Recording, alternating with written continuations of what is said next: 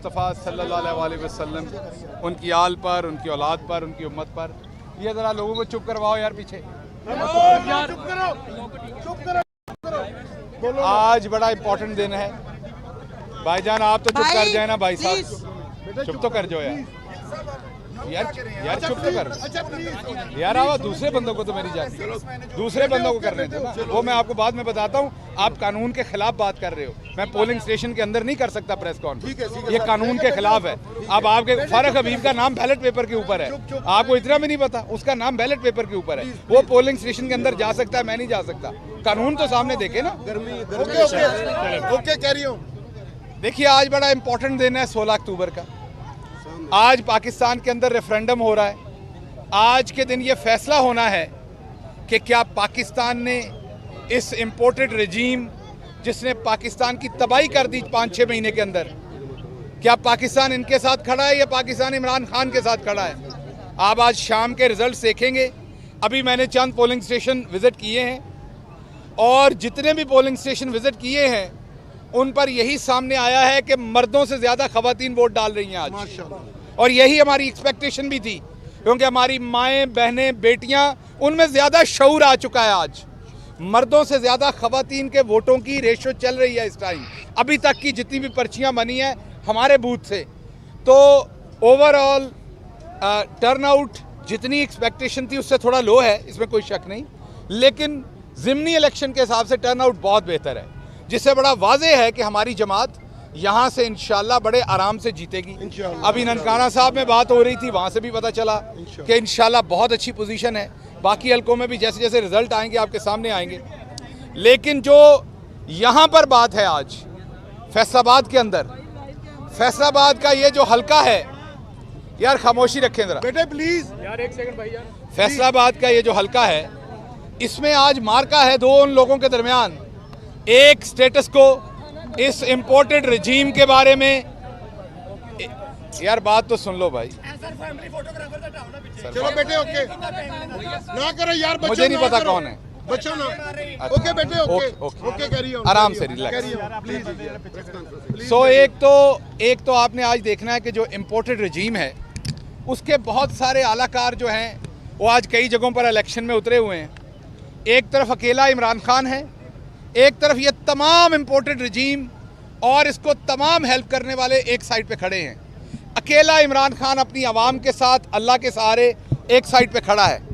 आज आवाम अपना वोट डाल रही है, क्योंकि पहले भी इन सीटों पर आवाम ने इमरान खान को ही वोट दिया था, लेकिन आवाम के उस वोट को उठाकर फेंक दिया गया, आवाम के उस वोट को रद्दी की टोकरी में फेंका गया, आवाम के उस वोट की इज्जत नहीं की गई। आज आवाम को उस चीज़ का भी गमो गुस्सा है। आज आवाम दोबारा वोट कास्ट कर रही है अपने कप्तान को। आज आवाम दोबारा ये फैसला करने जा रही है कि पाकिस्तान के फैसले पाकिस्तान के अंदर होने हैं। आज आवाम ये दोबारा फैसला करने जा रही है कि पाकिस्तान की जो आवाम है वो 2 की जगह 1 रोटी खाने को तो शायद तैयार हो जाए, उनका मीटर कट जाए बिजली के बगैर तो शायद रहने को तैयार हो जाए, फटे कपड़े पहनने को तो शायद तैयार हो जाए, लेकिन पाकिस्तानी अवाम किसी सूरत अपनी गैरत पे सौदेबाजी नहीं करेगी।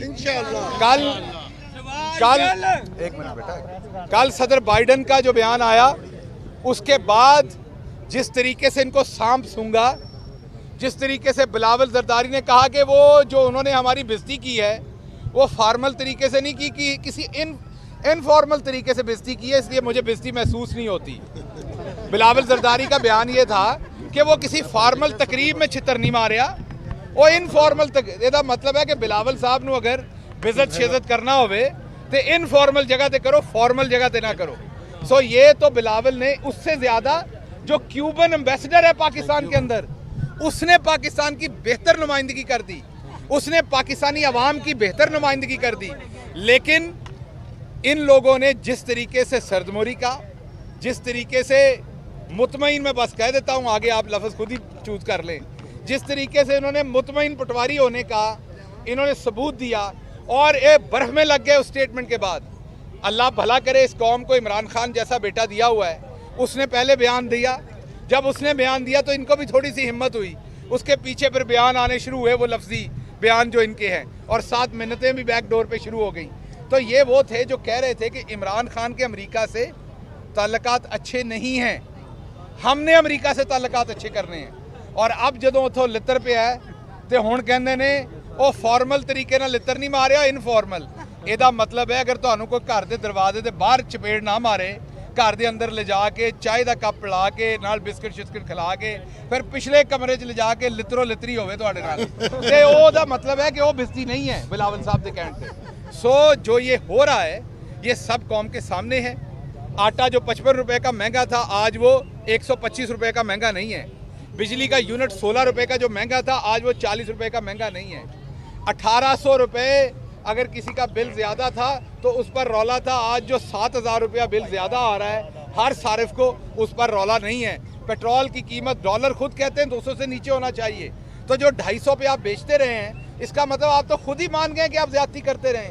हम तो कहते हैं डॉलर 176 पे होना चाहिए जहाँ हम छोड़ के गए थे। तो आपने जो कुछ इस मुल्क के साथ, किसान के साथ, आपने मैन्युफैक्चरिंग के साथ, यहाँ पावर लूम्स के साथ सब कुछ कर दिया, उसका हिसाब आवाम पोलिंग स्टेशंस के अंदर ले रही है। अगर धांधली ना की, जो कि मैं एक बात वाजे कर दूं कि unfortunately election commission of Pakistan ने सिस्टमैटिक तरीके से यहाँ पर एक प्री पोल धांधली करने की कोशिश की है, जिसका सवाल पूछना चाहिए और उन्हें जवाब देना चाहिए। और वो ये है कि उन्होंने हमारे वोटर्स के घराने नंबर चेंज किए, उन्होंने हमारे वोटर्स के पोलिंग स्टेशन नंबर चेंज किए, उन्होंने हमारे वोटर्स को हलकों से भी बाहर निकाल दिया। तो ये वारदात डाली गई है, लेकिन उसके बावजूद हमें उम्मीद है कि अवाम ने इतना वोट डालना है कि आज इस इम्पोर्टेड रजीम का जो आखिरी एक ये छुपने की कोशिश कर रहे थे, इससे भी इनका नकाब उतर जाएगा और इन्हें अब अवाम को जवाब देना पड़ेगा। बात कर रहे थे तो बाकी वजीर जो है दाखिला राना सनाउल्लाह नोटिस जारी हुआ है ज़ाब्ता खिलाफ वर्जी पर, और उन्होंने इलेक्शन कैंपेन भी जारी रखी के बाद और पब्लिक ऑफिस में होने के नाते इस पर क्या कहेंगे आप? सेटिस्फाइड इलेक्शन कमीशन की जानिब से नोटिस जारी हुआ, आप समझते हैं ठीक है, सही कार्रवाई हो रही है हुकूमत के खिलाफ? इसके साथ साथ ऐड कर लें कि रात एक फुटेज जारी हुई है, वायरल हुई है, जिसमें पीटीआई का एक बंदा है जो लोगों को पैसे देके वोट खरीद रहा है। इस बारे में आप क्या कहेंगे? दो बातें देखिए जी। पहली बात तो आपने की राना सनाउल्लाह साहब के वो ज़ाब्ता अखलाक की धज्जियाँ उड़ा रहे हैं। ये ज़ाब्ता अखलाक तो छोटी जी गल है, उन्होंने तो अदालतों की धज्जियाँ उड़ा दी हैं।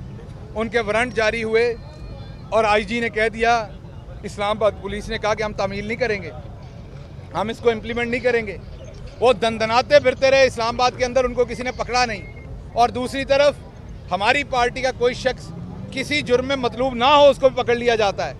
तो इसलिए ये ज़ाब्ता अखलाक की धज्जियाँ तो पूरी नून लीग उड़ा रही है। इस पर आपने क्या गिला करना? बस ये लेवल प्लेइंग फील्ड तो नहीं है, लेकिन हम खेल रहे हैं क्योंकि हमने मुकाबला करना है।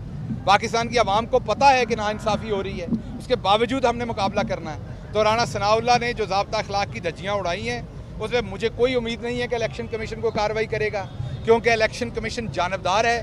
जब अदालतों के वारंट्स की धज्जियाँ उड़ाने पर उन पर कोई कार्रवाई नहीं हुई तो ज़ाब्ता अखलाक पे की। दूसरी आपने कहा बड़ा आसान काम है, पीटीआई का झंडा गले में डालें, 10,000 रुपया बांटें, वीडियो बनाएं और कहें मैं पीटीआई का बंदा हूँ। इस तरह के चवल पीटीआई दे नहीं हो सकते।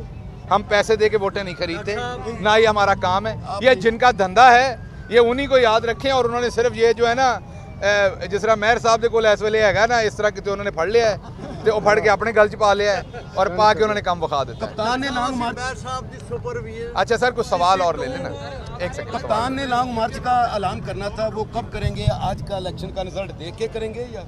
देखिए वो कप्तान की स्ट्रेटजी है, वो खुद सामने लाएंगे।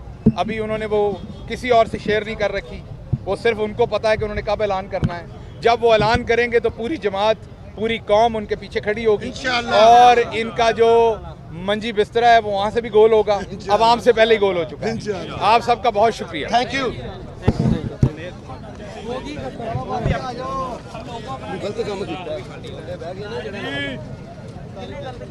ਭਾਜੀ ਫਰੇਮ ਨਹੀਂ ਸੀ ਬੰਦ।